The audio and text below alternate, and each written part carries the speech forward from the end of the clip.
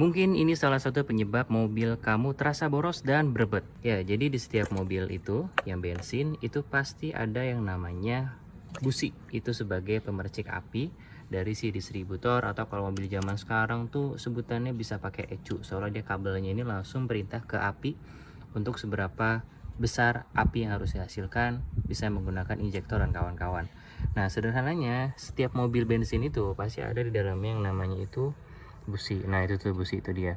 Di dalam busi ini ada ruang bakar. Itu langsung ke piston, dan kalau di balik busi ini warnanya hitam, dapat dipastikan ada banyak banget karbon yang menumpuk. Warnanya hitam gitu dia.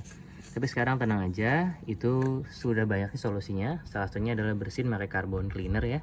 Ada banyak banget mereknya di pasaran. Ini udah kita bersihin, dan ini dia hasilnya. Dia sekotor ini ya. Ini penyebab berbet kayak dari kemarin, dan udah agak boros dia rasanya. Jadi kalau perawatan mobil itu nggak cuma sekedar ganti oli, tapi diperhatikan juga di bagian pembakarannya. Jangan-jangan dia kotor dan perlu dibersihkan. Rutinnya itu biasa sekitar 3.000 sampai 5.000 km saat penggantian oli, atau disesuaikan saja ketika terasa mobil tidak enak.